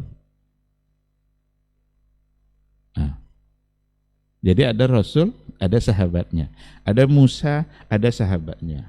Orang Yahudi sebagai pengikut Musa akan mengatakan yang mulia itu adalah sahabat Musa. Orang Nasrani, pengikut Isa, akan mengatakan pula yang mulia itu adalah sahabat Isa. Karena itu referensi mereka. Tapi orang Syiah bilang apa? Yang paling buruk adalah sahabat Nabi. Ketika mereka mengatakan yang paling buruk adalah sahabat Nabi, mereka sebenarnya sedang mencaci maki Nabi sendiri. Kenapa demikian? Berarti Nabi tidak pandai memilih kawan. Ketika mereka menuduh Aisyah, Ummul Mukminin, istri Nabi, macam-macam itu ungkapan mereka. Kita bisa lacak ungkapan-ungkapan ulama Syiah yang Rafidhah. Apa kata mereka? Aisyah Ummul Mukminin finnar ta'kulul jiyaf. Ini ungkapan salah seorang dari ulama Syiah. Aisyah, dia tidak bilang Ummul Mukminin. Aisyah itu masuk neraka sekarang digantung dalam neraka sambil makan bangkai. Siapa itu? Nah, itu syekhnya itu. Orang yang mengucapkan. Orang yang mengatakan Aisyah masuk neraka sambil makan bangkai. Bahkan mereka katakan Aisyah lah yang meracun Nabi sehingga Nabi wafat. Muslimkah itu kira-kira? Ini banyak yang tidak tahu yang begini. Bahkan kita mengatakan seperti ini dianggap kita mengada-ngada. Nah, jadi ada hakikat yang memang harus dipahami secara baik. Oh, Pak Ustadz, kan tidak semua Syiah yang seperti itu. Iya, Syiah banyak sekte-sektenya. Dulu ada namanya Syiah Zaidiyah. Tapi yang ada hari ini nampaknya, apakah Syiah ada di Yaman sekarang? Kalau Zaidiyah dulu banyak di Yaman. Itu pada masa Imam Syaukani, Imam San'ani, itu di Yaman itu banyak orang-orang Syiah. Dan banyak ulama-ulama yang bahkan pendapat fikihnya dinukil oleh Imam San'ani dalam 10 salam. Kalau kita temukan dalam 10 salam qala al-hadawiyah umpamanya, itu maksudnya adalah Syiah Zaidiyah, lebih dekat kepada Ahlussunnah. Sekarang kalau ditanya, sekarang Syiah ada di Yaman, Zaidiyah kah? Enggak lagi Zaidiyah, Husiyah itu. Dan itu sama dengan yang itu. Maka yang mendukung Iran siapa? Yaman. Kenapa sama? Irak setelah runtuh Saddam lalu digantikan oleh Syiah, maka dia dukung. Wajar lah dia dukung Iran. Jangan paksa Arab Saudi untuk dukung Iran. Iran mau menghancurkan Arab Saudi karena mau menguasai Makkah dan Madinah. Jadi perkara-perkara yang seperti ini memang harus didalami secara baik. Jangan sampai kita tertipu. Tapi sekali lagi kita tidak pernah ingin membenarkan adanya terjadi pembunuhan, apalagi orang-orang sipil yang tidak tahu menahu dengan itu. Ya sebagai manusia tentu itu satu hal yang kita pandang tidak baik. Tetapi sekali lagi akidah tetap kita jaga, jangan sampai pula rusak akidah kita gara-gara yang seperti ini. Apalagi menduga-duga atau mengatakan bahwa Syiah dengan Sunnah itu sama saja. Itu yakinlah bahwa ungkapan itu hanya keluar dari orang-orang yang tidak mengerti dengan hakikat Syiah itu sendiri. Tidak akan pernah sama antara Syiah dengan Sunni. Dari berbagai sisi akidah, ibadah, bahkan ibadah mereka, apa slogan Syiah untuk ibadah? Selagi bisa berbeda dengan Ahlussunnah, maka usahakan berbeda. Maka slogan mereka adalah mukhalafatu Ahlussunnah. Selagi bisa berbeda, tampilkan perbedaannya. Maka dalam berbagai hukum fikih kita tengok perbedaan itu. Dalam berwudu umpamanya, itu kaki itu kita berwudu kan kita basuh. Orang Syiah dia tidak basuh. Dia cukup usap saja. Sama seperti kepala. Karena ayatnya wamsahu biru'usikum, usaplah rambut, wa arjulikum, dan kaki. Jadi arjuli ini diatofkan kepada yang basuh itu cuma fausilu wujuhakum wa aydiyakum. Dibuatnya kiraat yang sesuai dengan keinginan dia. Itu salah satu dari contoh. Dalam tohara, dalam sholat, dalam puasa, semua kita akan menemukan selagi bisa berbeda dengan Ahlussunnah, maka mereka akan upayakan untuk berbeda. Ketika Nabi mengatakan segera berbuka, orang Syiah apa katanya? Lambat-lambatkan berbuka itu.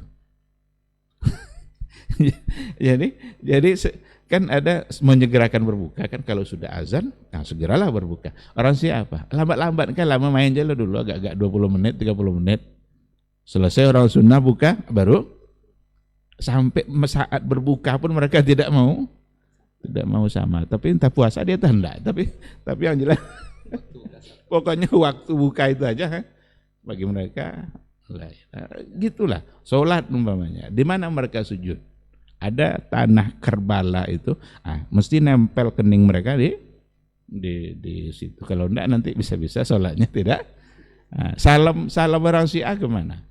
Tidak sama dengan salamnya orang Sunni. Kita salam salat, assalamualaikum, assalamualaikum, kiri kanan. Orang Syiah apa? Tepuk paha 3 kali. Apa makna tepuk paha 3 kali? Pertama, laknat Abu Bakar. Kedua, laknat Umar. Ketiga, laknat Utsman. Coba pahami secara baik. Bagi mereka-mereka yang menganggap Syiah dan Sunni sama, pahami baik-baik. Kita bukan mengada-ngada. Kita bukan ingin mencari permusuhan. Kita ingin menyelamatkan umat supaya kita tidak tersesat. Karena mereka ingin menyesatkan banyak orang, maka kita harus berupaya pula untuk menyelamatkan supaya semakin banyak orang yang mengerti dengan hal-hal yang seperti ini. Saya kira ini mungkin yang bisa saya sampaikan dalam kesempatan ini. Sekali lagi, mari kita bersatu. Jangan gara-gara orang lain kita berpecah. Kita nggak tahu hakikatnya, tapi kita yang sikut-sikutan. Kuatkanlah ilmu, dalamkan pemahaman kita, sehingga kita mengerti dan hakikat sesuatu, dan kita bisa membedakan mana yang hak, mana yang batil. Pada saat orang-orang yang cenderung sekarang untuk ingin mengaburkan, menyamarkan, ingin mendekatkan antara al-haq dengan yang batil, padahal dia tidak akan pernah bersatu. Wallahu subhanahu wa ta'ala a'lam. Subhanakallah wa bihamdika asyhadu an la ilaha illa anta astaghfiruka wa atubu ilaik. Wassalamualaikum warahmatullahi wabarakatuh. Waalaikumsalam warahmatullahi wabarakatuh. Baik, barakallahu fiik, jazakallahu khairan untuk guru-guru kita yang sudah menyampaikan materi penjelasan mengenai tema kita dengan jangan karena orang kita jadi keluarga kita jadi berpecah. Mudah-mudahan ini menjadi ilmu dan kepahaman untuk kita bersama, khususnya dengan kondisi saat ini terkait Iran dan juga Israel ya. Khususnya ilmu tentang Syiah ini mesti kita cermati secara mendalam dan kita terapkan dalam kehidupan sehari-hari karena memang kita sudah mengetahuinya. Baik, Ustadz, kita jawab satu pertanyaan dari saudara kita Evandes Fajri, Ustaz. Assalamualaikum, Ustaz. Ini sepertinya minta penjelasan ini, Ustaz. Katanya Wahabi, kelompok Wahabi ini kebingungan katanya, Ustaz. Pelin-pelan atau kebingungan, mana yang benar? Karena di satu sisi kelompok Wahabi ini menolak Iran dengan alasan Iran ini adalah Syiah dan mereka menganggap Syiah sebagai kafir. Artinya penolakan terhadap Iran didasarkan pada label kafir. Padahal dalam tanda kurungnya katanya, Ustaz, tidak semua Syiah itu sesat. Kemudian di sisi lain, mereka justru terlihat mendukung Amerika Serikat dan juga Israel. Karena yang jelas-jelas non-muslim, bukan hanya non-muslim, tapi kafir harbi yang sering berkonflik dengan dunia Islam. Nah, di sini muncul kontradiksi katanya, Ustaz. Di satu sisi menolak karena menuduh kafir, tapi di sisi lain justru mendukung pihak yang jelas-jelas kafirnya. Ini seperti apa ini, Ustaz? Fadal, Ustaz. Bismillah wassalatu wassalamu ala rasulillah wa ala alihi wa sahbihi wa man walah wa ba'd. Pertanyaan ini sebenarnya itu asumsi bahwa Wahabi itu bingung. Ya, pelin-pelan. Itu kan tafsiran. Tapi pada kenyataannya justru mereka yang dari dulu sampai di masa konflik tetap istiqamah. Dari dulu Arab Saudi tak pernah mau bersatu dengan Syiah. Walaupun negara-negara Timur Tengah semuanya tergabung dalam, kalau di Mesir ada semacam lembaga takrib Bainas Sunnati was Syiah. Ya, sampai ulama-ulama sekelas Dr. Yusuf Al-Qaradawi termasuk yang dulu tertipu oleh propaganda ini. Menurut pengakuan beliau sendiri, bahwasanya memungkinkan untuk mendekatkan dua mazhab ini, seperti mazhab Malik dengan Syafi'i misalnya, dianggap seperti itu. Tapi setelah beberapa dekade tidak mungkin menyatukan antara air dengan minyak atau air dengan api. Sebab perbedaan kita dengan mereka sangat prinsip.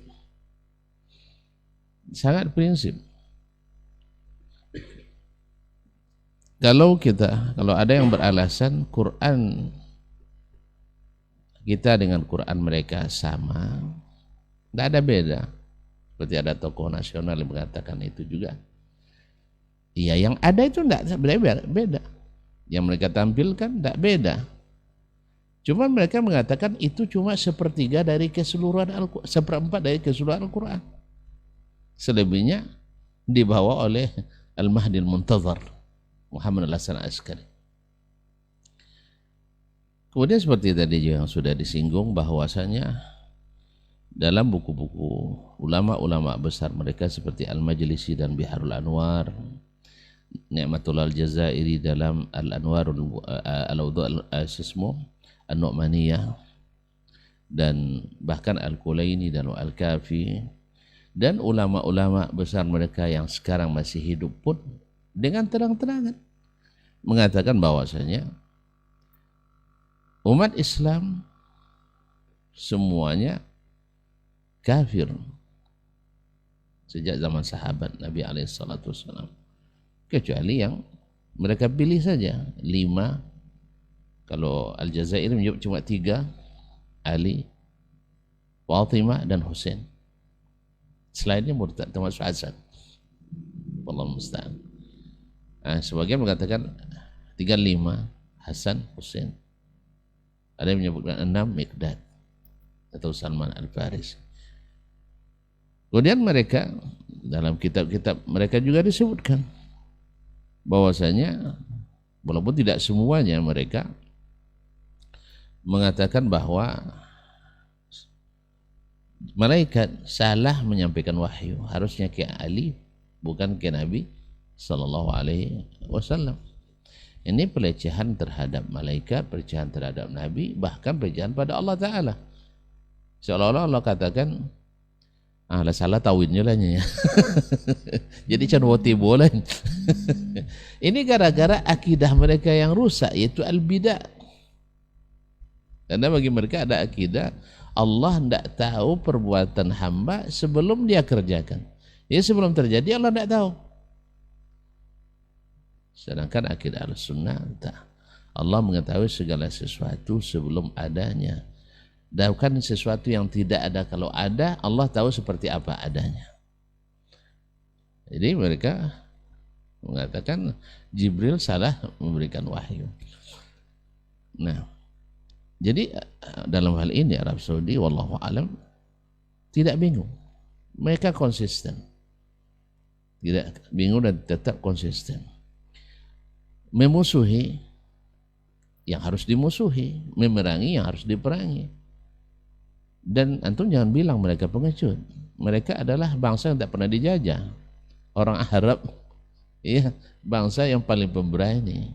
Karena mereka bangsa paling pemurah sampai hari ini. UNDP masih mencatat bangsa paling pemurah di dunia adalah bangsa Arab, khususnya tinggal di Jazirah Arab. Cuman mereka tidak mungkin berperang hanya karena propaganda antum, hanya mendengar usulan antum yang tidak berilmu. Mereka lebih tahu keadaan. Dulu sudah dicoba perang Arab lawan Israel tahun 73 sampai 79 kalau tidak salah.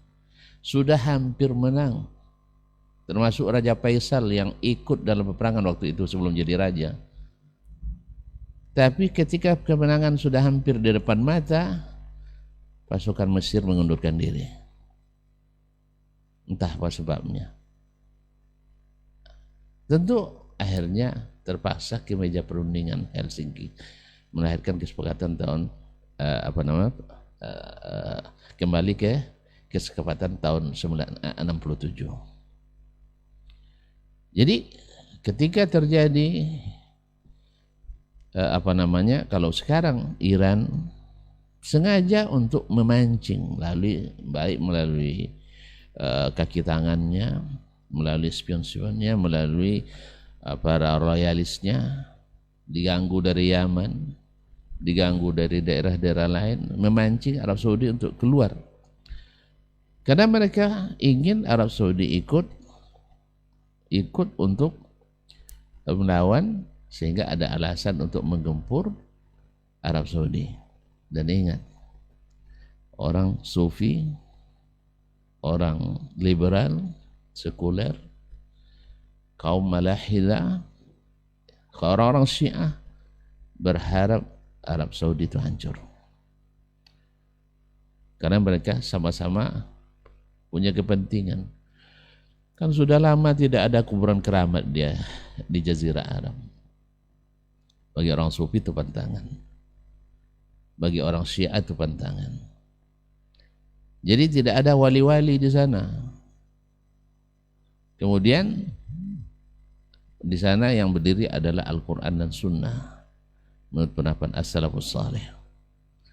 Silakan dicek seluruh yang diterapkan, cek dan bandingkan dengan keadaan zaman Nabi Sallallahu Alaihi Wasallam. Bukan penafsiran, cek di zaman Nabi.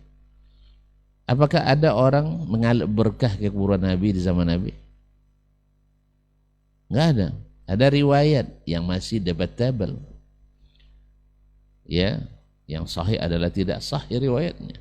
Itu pun kejadian yang langka, bukan juga di zaman sahabat Nabi SAW. Nah, itu yang dijadikan sebagai keadaan fenomena umum, tidak. Jadi Allah alam ya, Arab Saudi sampai hari ini masih konsisten. Adapun yang mengatakan mereka ikut membantu Amerika. Ini juga tafsiran. Sumber berita yang Anda ambil kalau tidak AI atau Sindo News. Sindo News adalah baik Kompas maupun yang lain-lain ngambil kebanyakan dari situ, dan itu adalah media Syiah dunia. Atau ngambil dari media-media Reuters, AP dan AFP yang juga media Yahudi. Apakah Anda lebih percaya kepada media-media yang isinya kadzabin dengan Al-Quran dan Sunnah yang sudah dijadikan sebagai undang-undang dasar negara mereka? Jadi oleh sebab itu kaum muslimin dan muslimat dalam hati Allah SWT, Arab Saudi sampai hari ini seperti yang dinyatakan berkali-kali oleh pangeran MBS, sampai hari ini tidak pernah mengizinkan tentara Amerika memulai serangan dari pangkalan yang ada di wilayah mereka. Sampai hari ini berbeda. Dan tidak ada membantu sama sekali serangan-serangan itu. Semuanya adalah perang media yang dilakukan oleh pihak yang tidak senang kepada Arab Saudi. Tidak ada, mereka tidak pernah membenarkan. Yang ketiga, propaganda yang dilakukan Iran hari ini, ya, dalam rangka menyibukkan Israel dengan perang supaya Gaza terbebas dari ini. Pertanyaan saya, apakah Gaza sudah merdeka? Sudah bebas dari himpitan-himpitan serangan Israel? Justru bertambah. Yang ketiga, yang keempat, Iran walaupun pakai nama Islam, dia adalah musuh Islam, musuh umat Islam. Karena orang munafikin dulu juga pakai nama Islam. Ya cukuplah bukti-bukti sejarah yang masih ada di depan mata. Israel mencaplok Palestina sejak 48. Sudah berapa korban rakyat Palestina yang dibantai oleh orang Israel, dibanding pembantaian dilakukan oleh Syiah di Syria yang hanya dalam 2 dekade saja ketika berkuasanya rezim Al-Assad di Syria misalnya, di atas angka 500.000 orang, bahkan ada yang bukan di atas 1 juta. Di Irak lebih dari 1.500.000 dibantai oleh orang Syiah, sedangkan oleh Israel tidak sampai 100.000. Makanya perkataan Dr. Henry tadi itu benar sekali, bahwasanya Syiah itu lebih berbahaya dari Yahudi itu sendiri. Kemudian teman-teman tahu enggak bahwasanya Iran punya hubungan diplomatik dengan Israel? Ada kedutaan Iran di Israel, ada kedutaan Israel di Teheran. Arab Saudi sampai hari ini tidak memiliki hubungan itu. Mereka tidak punya kedutaan dan tidak punya Israel, tidak kedutaan di Arab Saudi. Yang ngomong anti Israel semuanya punya kedutaan Israel di negaranya. Turki punya, Mesir punya, Jordan punya, Lebanon punya, Arab Saudi tidak. Jadi Arab Saudi konsisten, tidak memerangi dan tidak membantu,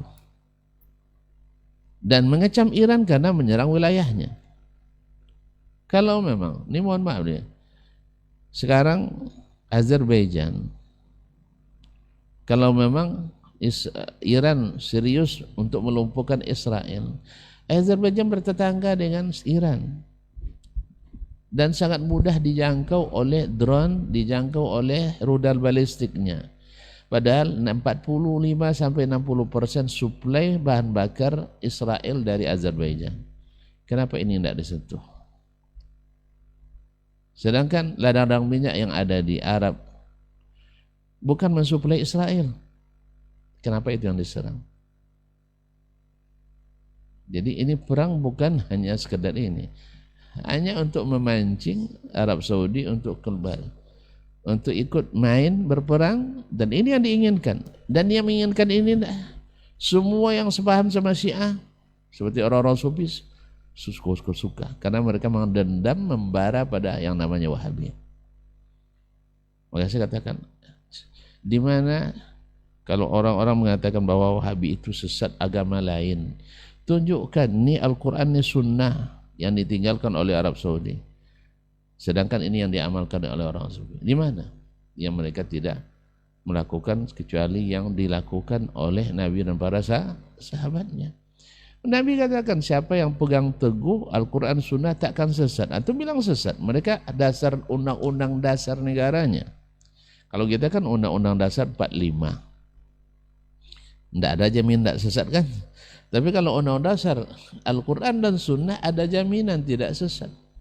Masa orang undang-undang dasar negaranya Al-Quran Sunnah antum hukum sebagai negara sesat? Nah, akan siakan Al-Quran Sunnah juga undang-undang dasarnya, Ustaz. Ya, mereka mengatakan undang-undang dasar Al-Quran Sunnah, tapi ahli takwil semua di sana. Kemudian Al-Quran tidak lengkap. Kemudian pakai Sunnah apa tidak? Mereka pakai riwayat-riwayat dusta Syiah. Oleh sebab itu, makanya jangan lupa 656 Ibn Al-Qami, satu orang dibantu oleh kepala polisinya waktu itu, Safiuddin At-Tusi, bisa merubah daulat Bani Abbas runtuh akibat kerjasama dengan Hulagu Khan. Tahu kalian dibantai di dalam kota Baghdad tidak kurang dari 1.800.000 orang. Pustaka terbesar dunia, Baitul Hikmah, buku-bukunya dilempar dan dibakar, dilemparkan ke sungai Al-Furat dan Tigris. Sampai berbulan-bulan sungai itu hitam karena tinta. 40 hari 40 malam Hulagu membebaskan tentaranya melakukan apa saja di kota Baghdad. Sampai-sampai disebutkan oleh para ahli sejarah tidak kurang dari 45.000 gadis-gadis muslimah diperkosa oleh pasukan Mongol. Itu kerja siapa? Kalau bukan kerja Syiah. Sedangkan orang-orang Yahudi aman, orang-orang Syiah aman. Wallahul musta'an. Jatuh Baitul Maqdis juga kerjasama Syiah dengan Salibis. Makanya Aisyah dan Ayyubi ketika akan membebaskan Palestina, menyelesaikan urusan dengan Syiah dulu di Mesir. Banyak yang protes. Ya, para pemikir kan protes. Kan muslimah juga itu. Iya, tapi muslim yang mencari-cari kelalaian kita dan suka menikam dari belakang. Jadi oleh situ kaum muslimin dan muslimat, ya kita hanya bisa menyadarkan diri kita dan siapa yang mau mendengarkan dan mau membuka mata. Irak jatuh ke tangan Amerika kerjasama Syiah. Habis itu maka dikembalikan kepada Syiah sehingga pemimpin pasca runtuhnya kekuasaan Irak Saddam Hussein, semua perangkat pemerintahan adalah dari Syiah. Terus yang begini yang ingin antum jadikan sebagai pelayan dua tanah suci nanti. Yang seperti ini yang kita inginkan untuk meruntuhkan Arab Saudi, yang selama hampir lebih dari 1 abad orang nyaman dari manapun datang masuk wilayah Arab Saudi menjadi aman, tentram. Bahkan Syakib Arslan, penyair dari Lebanon, menyebutkan syairnya bahwasanya ini tahun 80-an seorang gadis dari Yaman berjalan sampai ke Baghdad tanpa ada yang mengawal, tak takut sendirian, saking amannya. Seperti terjadi zaman Umar bin Abdul Aziz, zaman Khulafa Rasyidin dulu. Ya kecuali takut pada serigala saja, atau dari manusia mereka tidak takut. Sebab aman yang diciptakan karena sistem pemerintahan yang berdasarkan sunnah dan Quran. Nah ini yang ingin kita rusak. Ingat, kalau ada yang mengatakan tadi bahwa Arab Saudi membantu Amerika dalam perang ini orang terpengaruh oleh media mainstream yang memang pro kepada Syiah tadi. Ada sumbernya seperti itu. Kenyataannya tidak ada pangkalan Amerika yang dipakai untuk menyerang Iran sampai hari ini. Cuman sayangnya Iran menyerang wilayah-wilayah Arab Saudi, Qatar, dan lain-lainnya dengan alasan, dan termasuk Kuwait. Mereka tidak ada menyerang. Ini semuanya adalah semacam provokasi supaya Arab Saudi untuk memerangi. Kalau kalian antum katakan bahwa Amerika atau Arab Saudi sebagai budak Amerika, ini sebenarnya adalah orang-orang yang tidak paham. Karena apa? Lahir dari dunia perbudakan. Kita kan memang kalau kerja sama luar negeri, kita rata-rata diperbudak. Orang PMA, penanaman modal asing, mereka intervensi peraturan-peraturan yang ada dalam negeri. Kemudian modal-modal mereka bukan diletakkan di bank kita, ditaruh di bank luar negeri. Ini sangat beda dengan Arab Saudi. Amerika pun menanam modal di Arab Saudi, modalnya diletakkan di bank Arab Saudi. Kalau kita enggak. Ini kan ini rahasia yang tidak rahasia ini. Ya bahwasanya bikin jalan tol, kita store bayar tolnya bukan Bank Indonesia, Bank Singapura barangkali. Benar ya Ustaz? Saya tidak tahu juga ini. Kata-katanya begitu Ustaz. Iya. Jadi kita store ke luar negeri. Jadi orang-orang yang bicara bahwa Arab Saudi perbudak Amerika adalah orang-orang yang memang pengalaman pribadinya seperti itu dalam negeri kita. Kita ini orang pintar jadi jongos negeri sendiri. Di sana kalau di Arab, orang-orang bongkak pun bisa jadi direktur dia di negerinya. Nah, ini yang masalah. Jadi karena kita berasal dari latar belakang yang seperti ini, sehingga kita menyangka bahwa Arab Saudi. Buktinya sekarang Arab Saudi menjalin kerjasama keamanan dengan Ukraina yang merupakan musuh juga bagi mereka tanpa izin mereka. Cina adalah rival berat Amerika. Arab Saudi juga kerjasama sama Cina. Tidak bisa diatur. Kalau kita minta bantuan ke IMF misalnya, ratusan peraturan harus dirubah dengan syarat-syarat itu. Habis itu turun bantuan, habis di BLBI, dikorupsi pula oleh orang-orang luar negeri juga. Nah, jadi pengalaman pribadi kita jangan diterapkan pada orang lain. Arab itu mereka punya iffah, mereka juga punya izzah. Saya kira tidak semudah itu mereka diperbudak oleh orang asing. Tapi dan kenyataan itu yang saya saksikan selama 15 tahun di sana. Mereka tidak mudah untuk diatur. Wallahu ta'ala alam. Adapun masuk sebagian ini dan itu, ya maklum orang dalam tekanan itu biasa. Tapi kalau antum bayangkan seperti orang kita diatur oleh dunia luar, saya perhatikan tidak sama sekali. Wabillahi taufiq. Jadi kalau seandainya sekarang dia bantu Amerika, bantu Israel, itu adalah kalam fadhi, omong kosong. Tidak pernah. Kalau untuk tanya Iran membantu Israel, membantu Palestina, mana bantuannya? Itu daftarnya ada kok di catatan dunia. Gampang diperiksa berapa bantuan Iran, berapa bantuan Arab Saudi. Masih Arab Saudi di atas puncak. Ya, baik secara diplomatis maupun secara ekonomis.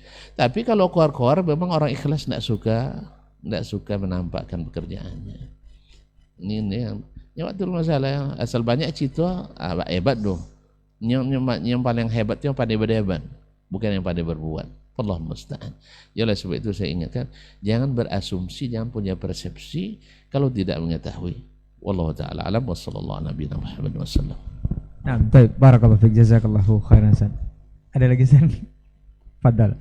Nah, jazakallahu khairan Ustaz untuk jawabannya. Mudah-mudahan ini yang bertanya saudara kita Evan Desfajri ya bisa memahami, dan tentunya ini adalah cukup luas sekali ilmu untuk kita bersama di kesempatan hari ini. Mudah-mudahan seperti tema kita juga nasihat barangkali, jangan karena orang keluarga kita berpecah. Allah Ta'ala alam. Jazakumullah khairan untuk perhatian antum semua. Ustaz, jazakumullah khairan untuk waktu dan ilmunya. Semoga di kesempatan berikutnya kita akan bersama guru kita kembali dengan tema-tema yang berbeda. Kita tutup dengan doa kafaratul majelis untuk kesempatan hari ini. Subhanakallahumma wa bihamdika asyhadu an la ilaha illa anta astaghfiruka wa atubu ilaik. Wassalamualaikum warahmatullahi wabarakatuh.